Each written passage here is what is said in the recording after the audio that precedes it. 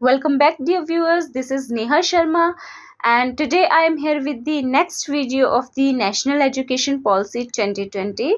So, let's begin the video. The question you can see on my screen is that the contemporary policies of education, such as the new Education Policy 2020, proposes that the learning should be. तो last time हमने इसी पे question जो था वो leave किया था last video, अगर आप मेरी चेकआउट करोगे तो वहाँ पे भी हमने पढ़ा था कि टीचिंग लर्निंग जो है वो स्पेसिफिकली लर्निंग जो है वो कैसी होनी चाहिए बच्चों की. It should be experimental and discovery based.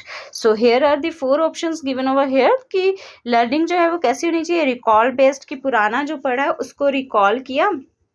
India कब आज़ाद हुआ था, क्लास 6 3rd में पढ़ा था, 5th में जाके फिर से रिकॉल किया. तो रिकॉल बेस्ड, मेमोरी को पुराने से आगे लेके आना. Next one is text book centric, की बुक में जो लिखा है वही पढ़ना है, उसके अलावा दाएं बाएं ऊपर नीचे उसका कुछ भी चेकआउट नहीं करना है, बस बुक तक ही स्पेसिफिक रहना है. So that should be not be there. Experiential, experimental based.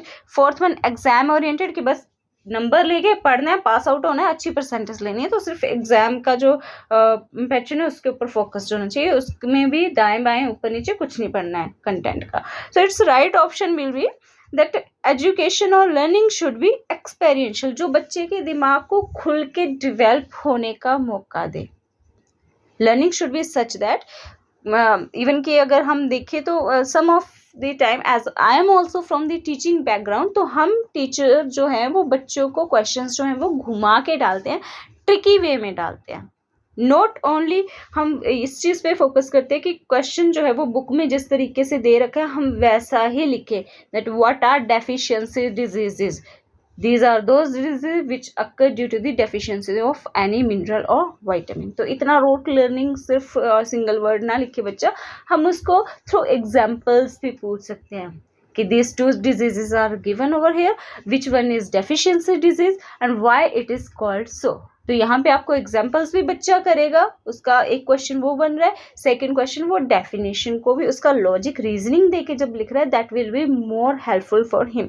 So questioning जो है, टीचिंग जो है और लर्निंग जो है, दैट शुड बी एक्सपेरियंशियल, जो बच्चे के दिमाग को खुल के डेवलप होने का मौका दे. तो यही चीज़ यहाँ पे लिख रखी है that experiential learning is an approach that encourages students to actively engage with the learning process through hands on experiences. आप उनको लाइव एग्जाम्पल्स दे सकते हो, practical activities you can involve there over, and real world applications you can provide them. Like छोटे बच्चे हैं तो हम उनको जो है वो गार्डन दिखाने के लिए, हम नेस्ट पढ़ा रहे हैं तो हम उनको नेस्ट वहाँ पे दिखा सकते हैं. हर्ब शर्ब्स के बारे में पढ़ा रहे हैं, हम हर्ब शर्ब्स उनको जो है वो स्कूल गार्डन में या होम गार्डन में भी, because we are ladies and we have our children to taught, so we can show them the real examples from the life. After that, the next question you can see on my screen is, according to National Education Policy 2020, what is the full form of ECCE? So first one is education of a caring child in elementary classes. So this will be totally a disagreed option. Second one is elementary classes of child education. It's so again wrong. Next one is educational classes for caring early childhood. So यहाँ पे हम लोग इसको भी wrong ही करेंगे. Last one is early childhood care and education. So this is the right answer. And why it is called, so let's discuss. So the ECCE program means early childhood care and education program. It needs to be determined by the children's developmental and contextual needs, providing for more need-based inputs and enabling environment. हमें जो 3 से 6 साल के बच्चे हैं, जो early childhood, पहले तो हमें ये समझना है अर्ली चाइल्डहुड बोला क्यों, क्योंकि यहाँ पे 3 से 6 साल के बच्चों की बात हो रही है, तो उनकी एजुकेशन और साथ के साथ उनकी केयर के ऊपर हमें फोकस करना है. So it was believe that a common curriculum would not be appropriate for all. तो मतलब कि अगर हम बात करें तो 3 से लेकर 18 साल के बच्चे जो कि हायर सेकेंडरी तक होते हैं, 11th 12th तक, तो हम उनकी नीड्स को हम ऐसा नहीं बोल सकते कि कॉमन नीड्स रहेंगी. 3 से 6 साल के बच्चे की नीड जो है वो अलग रहेगी, और हायर क्लास के बच्चों की, जो टीनेजर्स होते हैं सेकेंडरी क्लासेस के, उनकी नीड्स जो है वो अलग रहती है. तो जब उनकी नीड्स अलग है, so they also need different care. And being smaller, early childhood होने की वजह से उन बच्चों को जो है वो ज़्यादा केयर की ज़रूरत है. So that's why this program is mentioned over here in this NEP. So इसमें क्या क्या आएगा? It comprises details of the goals for different domains of development.